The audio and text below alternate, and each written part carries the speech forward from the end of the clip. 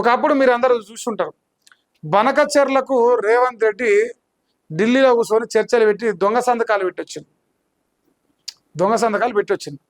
ఆ దొంగ సంతకాల ప్రభావం ఇలా రేవంత్ రెడ్డి గురించి ఇలా వార్త వస్తుంది. సో నేనేమంటున్నా, ఇలా కాళేశ్వరాన్ని పడావు పెట్టిందే ఆంధ్ర కోసం అనేది ఓపెన్ సీక్రెట్. లేదు తెలంగాణ ప్రాజెక్టుల నుంచి ఆంధ్రాకు నీళ్లు పోయే నాగార్జున సాగర్ కావచ్చు, శ్రీశైలం కావచ్చు, లేదంటే కాళేశ్వరం కావచ్చు, గోదావరి కృష్ణా నదులను రెండింటినీ పడాబెట్టిన కారణం చంద్రబాబు కోసమే. ఇక ఏం రాసి చూడ, తెలంగాణకు రేవంత్ రెడ్డి వెన్నుపోటు పొడుస్తున్నట. సుప్రీంకోర్టులో బనకచెర్లపై వేసిన పిటిషను డిస్మిస్ అయింది. ఇది తెలంగాణ రాష్ట్ర ప్రభుత్వం అయితే సుప్రీంకోర్టులో బనకచెర్ల పైన వేసిన పిటిషన్ అవుతుందో దాన్ని డిస్మిస్ చేశారంటే రేవంత్ రెడ్డి యొక్క చేతగానితనం, రేవంత్ రెడ్డి గారి యొక్క అసమర్థత ఇక్కడ కట్టొచ్చినట్టుగా అనిపిస్తున్నాయి. పిటిషన్లో లోపాలు ఉన్నాయన్న ధర్మాసనం, కావాలని లోపాలతో కూడిన పిటిషన్ వేసిన సర్కార్ క్వశ్చన్ మార్క్.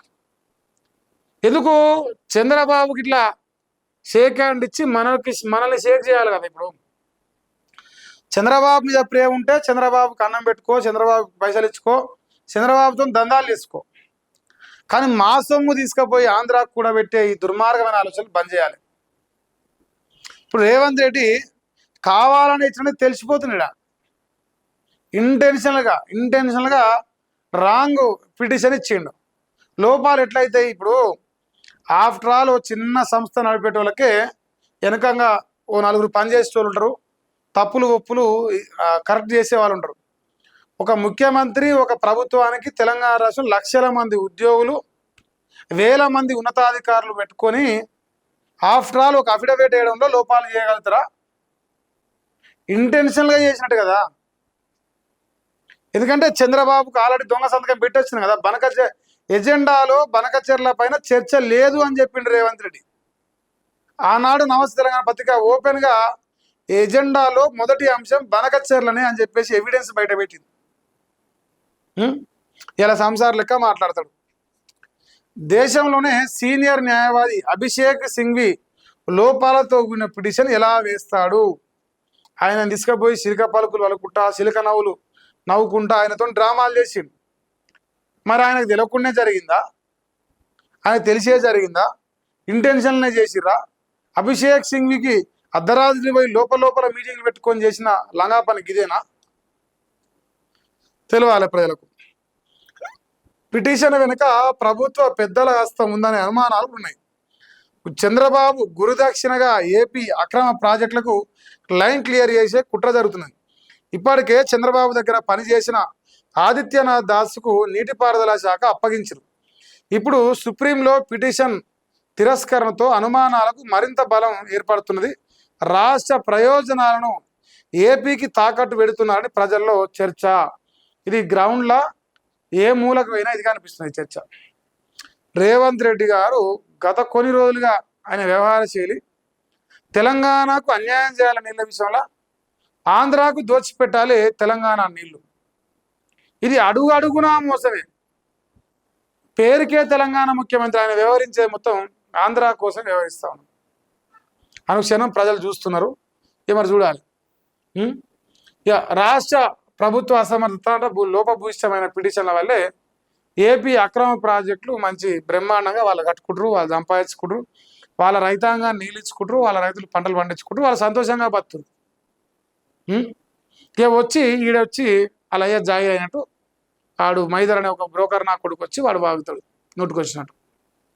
మన కిరాత్కుని పుణ్యమే కదా ఎంత, మన కిరాత్కుని చక్కగా అనేది అన్ని కాకపోగదు.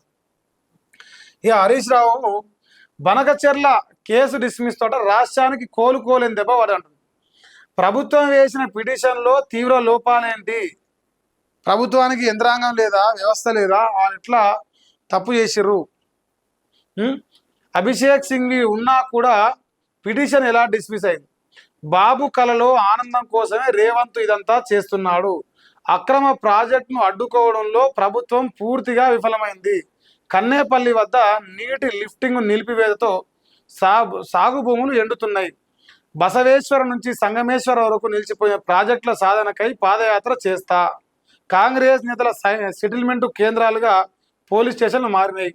మాజీ మంత్రి హరీష్ రావు ఆయన ఒక మాట అన్నాడు, బసవేశ్వరం నుంచి సంగమేశ్వరం వరకు నిలిచిపోయిన ప్రాజెక్టుల సాధనకై పాదయాత్ర చేస్తాడంట హరీష్ రావు గారు. సో హరీష్ రావు గారు పాదయాత్ర చేస్తే మరి రేవంత్ రెడ్డి గారు మరి ఇప్పటికే పాపం ఫుల్ డ్యామేజ్ అయి కూర్చున్నాడు. ఆయన నీళ్ళ విషయంలో ఆయనకు అంతో ఎంతో అవగాహన ఉన్నది. యావత్ తెలంగాణలో ఆయన భారీ నీటిపారుదల శాఖ మంత్రిగా పనిచేసిండు. సో మరి ఏమన్నా కింది మీదకి అయితే రేవంత్ అన్న నీకే బదనాం అవుతుంది. సో జర జాగ్రత్త, సమయం అన్నీ వెనక ముందు చూసుకొని ఏం చేస్తున్నావు, ఏం చేస్తే బాగుంటుంది, ఎట్లా హరీష్ రావుని ఎదుర్కోవాలి, ఎట్లా బీఆర్ఎస్ పార్టీ ఎదుర్కోవాలి, ఎట్లా తెలంగాణ రాష్ట్రంలో రైతులకు నీళ్ళు ఇవ్వాలి, దీంట్లో మొదటగా అధ్యయనం చేయాల్సిన అవసరం లేదు. లేదు కాదు కూడదు నీ చంద్రబాబుకు దోషి పెడతా అంటే ఇక్కడ చూస్తూ మూసుకొని పండేటోడు ఎవడు లేడు. తెలంగాణ బిడ్డలు అందరూ చైతన్యవంతులే, అందరూ ఖచ్చితంగా నిన్ను గల్లా బట్టి ప్రశ్నించే వస్తుంది. నువ్వు అనుకుంటేమేమో ముఖ్యమంత్రి కుజీలు ఉన్న నన్నోడు ఏం బిక్తాడు, నేను ఏం చేసినా నన్నోడు ఏం చేయలేడు, పోలీసు వ్యవస్థ నా చేతుల్లోనే ఉంది, హోంశాఖ మంత్రి నేనే అనుకుంటాను. నియాసం వంటి మురుషులు చాలా మంది ఆంధ్రాకు పారిపోయారు. సో అందులో నీ గురువు గారు కూడా ఉన్నాడు. సో గమనించుకోవాలి.